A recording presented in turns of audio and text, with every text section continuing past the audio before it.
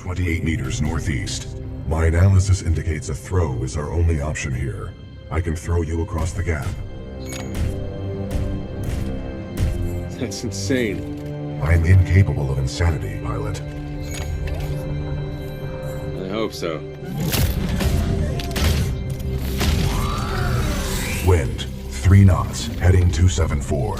Range, 95 meters. Projectile mass, 89 kilograms.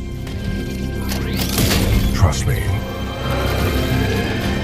Between massive mech suits that soar through the sky and spaceflight that tests the bounds of reality, technology that deletes stars and railguns that pierce through anything, today we have a new contender to the versus Warhammer scene, the IMC of Titanfall, against the Tau, a coalition of aliens led by an army of Gundam suits wielding the most advanced railguns in the galaxy. Now, in the Imperium versus everything video, I grant, the Titanfall verse was a little underplayed, but I was mainly comparing individual Titans to Space Marines, not looking at the grunts, the space fleets, or things like the fold weapon.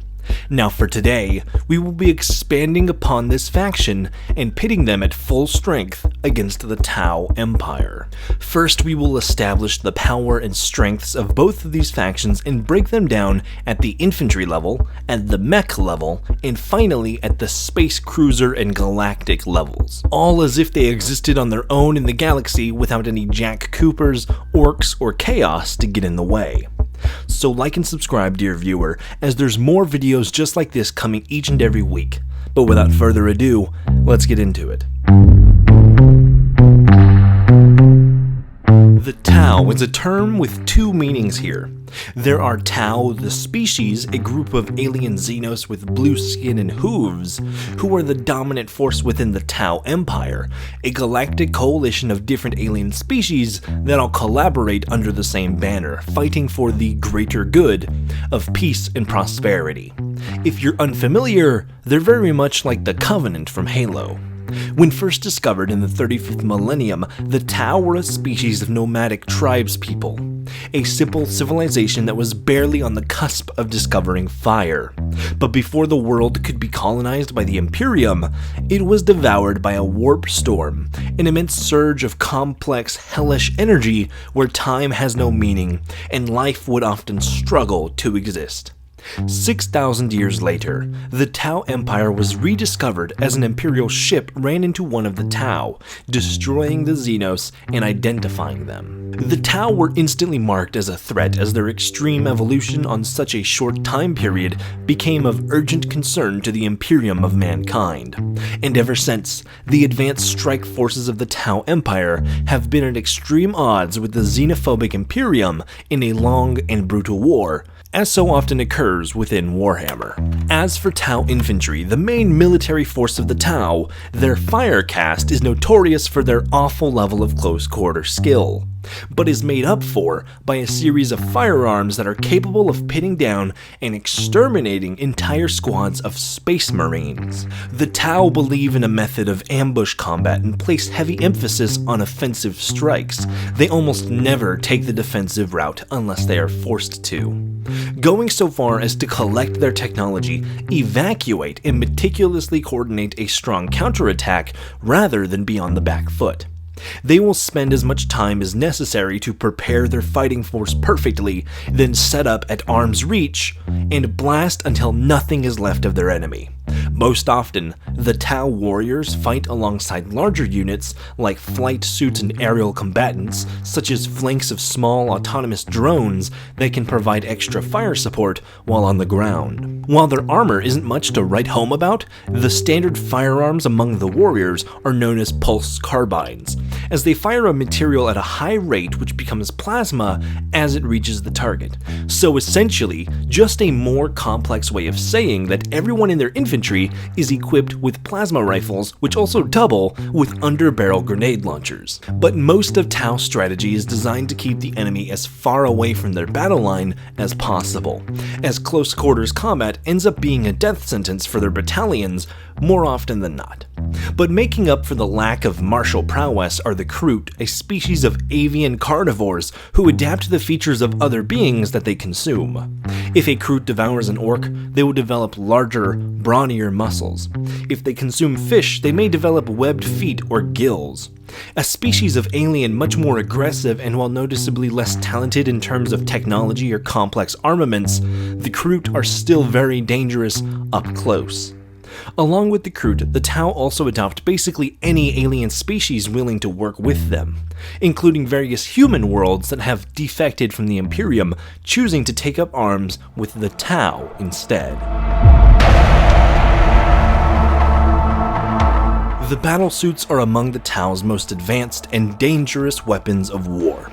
At the same time, they vary wildly in all manner of shape and form. Smaller, faster suits equipped with a sword and shield, or larger mechs like the Storm Surge, which is essentially one of the strongest terrestrial cannons in the Warhammer galaxy, on legs. They vary in size and attributes, but cover most of the basics. The most advanced series of battlesuits feature a crystalline alloy that is said to be comparable to the ceramite protection offered to the Astartes power armor, which, while we don't know the specific strength of this material, as 40k varies widely depending on who the protagonist is or who the author of whatever story is doing it, we see that the Astartes can often shrug off small arms fire and even some explosions.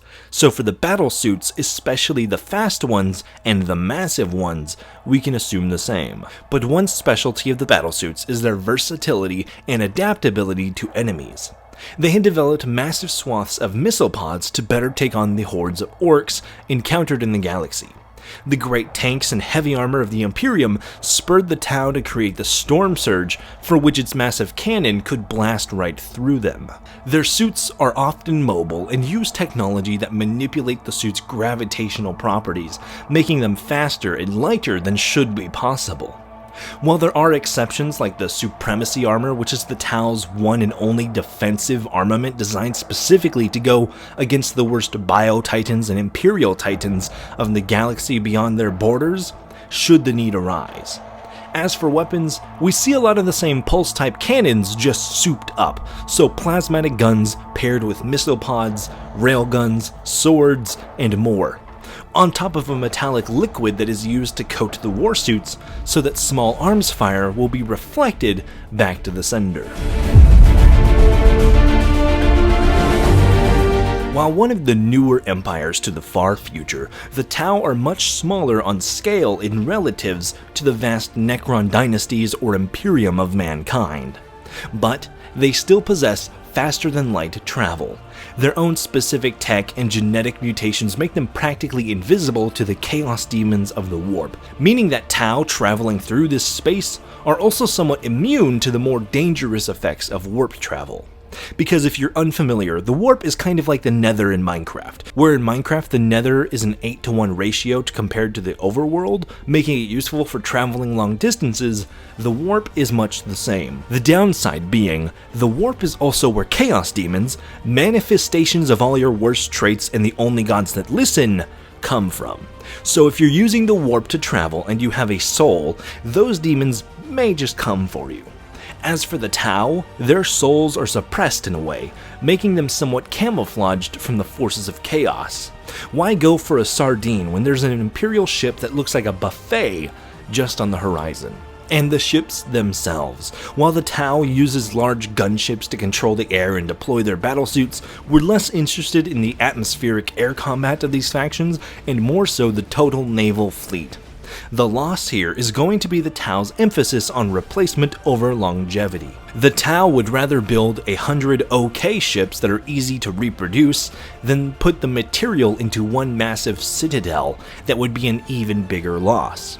But from the few sources I can find, and Battleship Gothic, the largest Tau ships are generally on level with the middle-of-the-run Imperial battleships, which average on around 10 kilometers long, or about 6 miles. Basically a spaceship half the size of Manhattan Island. And they pack a punch. The tech on warsuits is scary enough. Now take those railguns that were designed to rip through the tanks and titans of the Imperium, but scale it up a few hundred more times.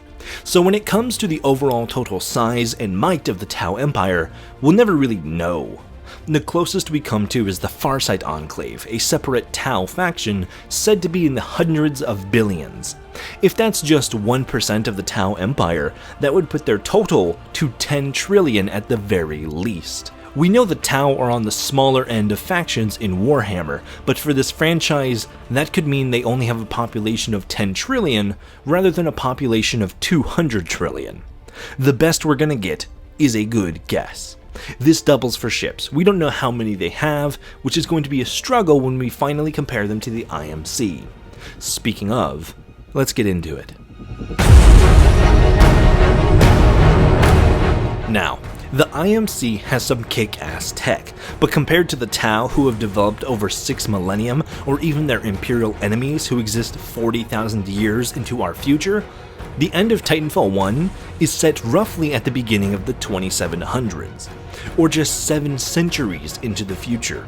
And the frontier had only been colonized for about 2 centuries of that. And we see this reflected in the technology of the people.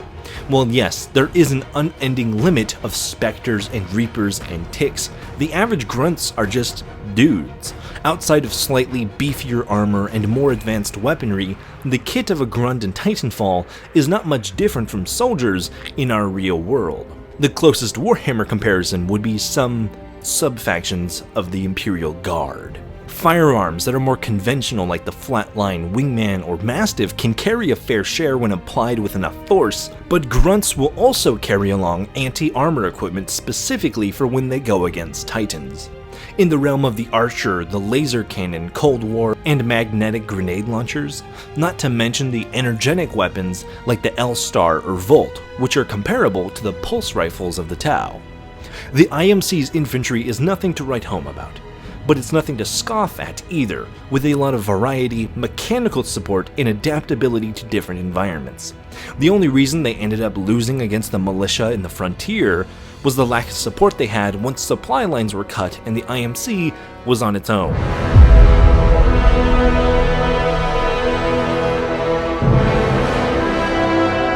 On the face of the box, Titans rule the Titanfall galaxy through overwhelming oppressive force. They vary in 3 main sizes: larger Ogre-class Titans, originally called 8,000-pound gorillas, which feature heavy armor and use equally heavy weapons, such as the massive chain gun used by Legion or the thermite launcher on Scorch. Atlas-class Titans, which are well-rounded, a blend of speed and armor to make them effective frontline soldiers. Models like Ion, which is equipped with laser weaponry, or Tone, with targeted missiles and a giant cannon. Strider-class Titans are the smallest and fastest, able to maintain a full sprint and even fly through the air. This is where we see Northstar, equipped with a plasmatic railgun capable of sniping Titans from across the map. Also the Ronin, which comes with a large sword and is capable of phasing into a miniature pocket dimension to both avoid and ambush targets. Titans are powerful and equipped with strong shields, capable of withstanding multiple rounds from Northstar's railgun when fully charged.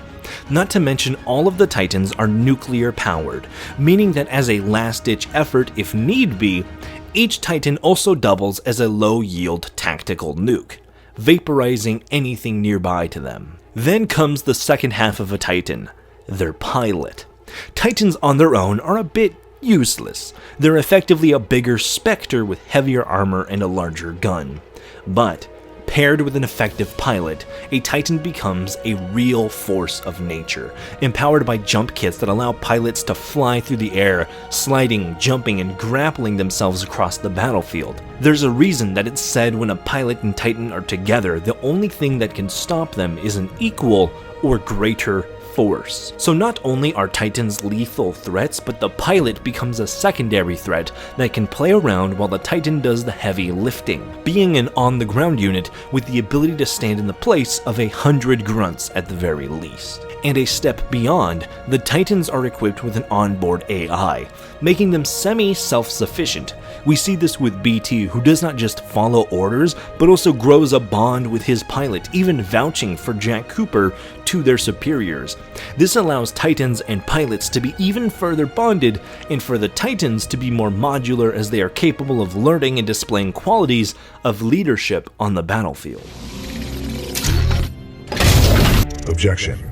Cooper is my pilot. Just like before. Not exactly. There are significantly more variables to throw in between two moving platforms. Good luck. What are you doing? Protocol 3. I will not lose another pilot. Protocol 3. Protect the pilot. BT, what are you doing? Trust me. BT!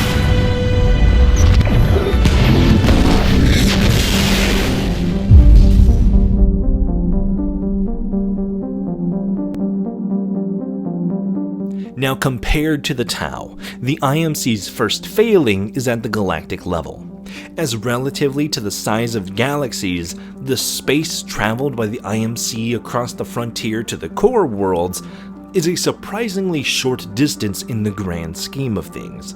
With the warp tech of the IMC, we have no clear indication of how long travel must take, but with the core worlds and frontiers separated by at least a decade of travel, it's decidedly slower than that of Warhammer's, at least at this scale. Now, the IMC does have the advantage of safe space travel, as the warp jumps used in Titanfall don't use the warp from Warhammer. So there's no threat of summoning a demon storm whenever they go somewhere. Now, in regards to mega ships, the largest ship we've seen in the series was the MCS Annapolis, a militia fueling vessel that measured roughly 1.7 kilometers long. A lot of estimates here because Respawn never bothered to give us the real numbers, making the largest ship we've ever seen roughly 1/5 as long as the average Tau battleships we've seen, just over 5,000 feet long. Now, the largest IMC ship was the IMC Odyssey, which we've only ever seen after its destruction during the Titan Wars, the remains of which can be seen in multiplayer, measure roughly 1,100 meters, or about 3,300 feet, which would make it smaller than the Annapolis. But it's also said to have no competitors during its service until it was brought down. So either the writing team is inconsistent here, or it was IMC propaganda, or the Odyssey is supposed to be twice as large as we see from its remains. Either way, it would still be dwarfed by the largest of the Tau's battleships, and even more so by their weaponry, making the IMC's fleet substantially weaker. The one wild card for the IMC would be the Fold weapon, a strange device of unknown alien origin. The Fold weapon folds reality, having such a strong impact that it was used to destroy a moon and later the planet of Demeter, entirely destroying the world. Now, whether or not the IMC could create and deploy such a weapon, well, now we're back to the Helldivers black hole thing, where it was more of a one-off stroke of luck rather than a tactical implementation.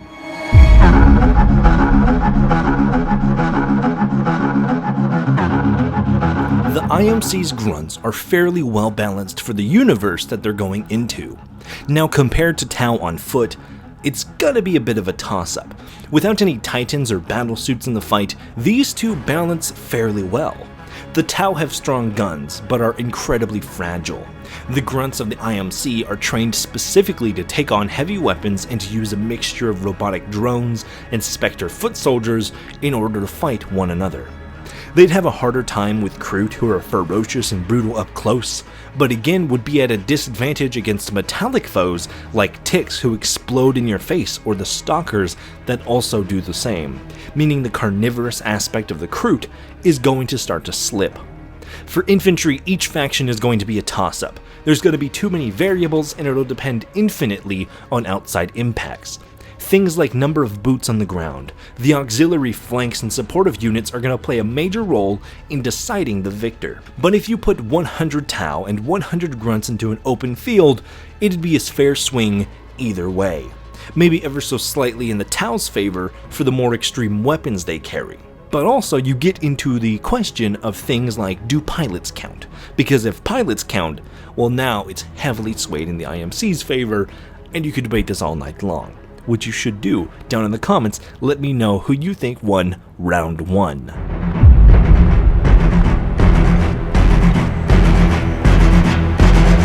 Now, for the biggest ticket item on this mashup, the fish people known for Gundams, and the game that literally features them in the title, the mech suits.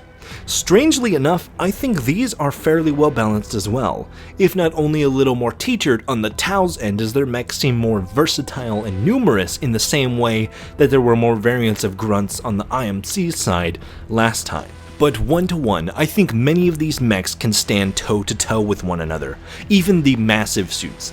The Storm Surge is giant and could likely cut any Titan in half if it landed a shot, but a North Star with a pilot could run circles around it and shut down critical systems one by one. Remember, the Storm Surge was designed to fight slow-moving tanks, even more so for the Supremacy suit, which with the missile pods are dangerous. It's made to fight against slow-moving Titans of the Imperial, Orc, and Tyranid design, rather than the more nimble crafts of the IMC. Now, where the Tau could take an advantage is their strategy with smaller suits. A mech like Farsight's could fly in close and overwhelm Ogre-class Titans like Scorch fairly easily, but it has to be middle of the road, and equal force, because smaller battlesuits will end up being like Reapers, formidable in numbers, but if a Titan can take them on one by one, they could essentially fight forever. But larger frames like the Supremacy or Storm Surge would be overwhelmed in the opposite by a fast-moving Titan and pilot, peeling them away. What they would need to do is an ambush with stealth suits in medium-sized frames that are fast, but also durable. In the same way Lastimosa was taken out at the beginning of Titanfall 2, beaten down by an ambush from multiple Titans all at once. Otherwise, just like Grunts, I think it's going to be a fairly even toss-up, depending on how many Titans, how many battlesuits, and how many of each kind there are among them. Again, let me know down below who you think comes out from round 2. Now let's finish this up.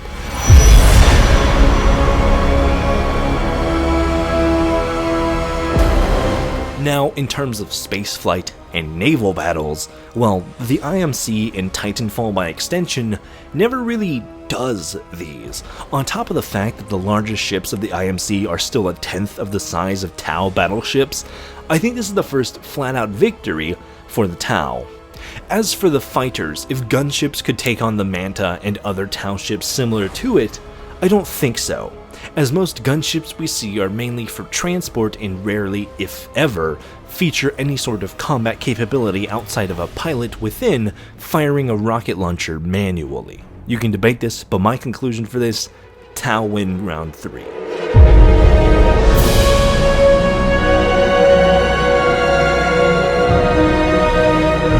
Now, would the IMC and Tau even fight? Probably not. The Tau fight for the greater good, and the IMC fight for resources. They only began the Titan Wars against the militia because the core worlds were in turmoil and they wanted to harvest the worlds of the frontier for materials. So an alliance between these two, as long as they aren't both trying to stomp over the same regions, would totally be possible. If this was canon 40k, the IMC and Titans would just be absorbed into the Guard as a special regiment like the Katachan Fighters or Cadia. But against Tau, if it devolved into all-out war, their best bet would be ambush guerrilla strike tactics. Which, downside, the Tau exclusively run guerrilla ambush strike tactics. At the end of the day, where the IMC may be able to defend a position for longer, the Tau's greater naval superiority will get them reinforcements and deployments faster than the IMC, leading to a Tau victory. But that's just my take on it. Who do you think would win, the Tau or the IMC? Or maybe Season 9 Valkyrie? Let me know down below. As always, like and subscribe or share this video around, as new videos are coming each and every week. Also, like always, if you want to support me in helping a good cause, pick up something from my Colorful World merch collection linked below. Whether it's a shirt, jacket, apron, or a mug, each and every dime from sales is being donated directly to my local food bank. So get yourself an awesome, super soft piece of clothing while doing good at the same time. As always, stay cool, have fun, and be awesome. Buster out.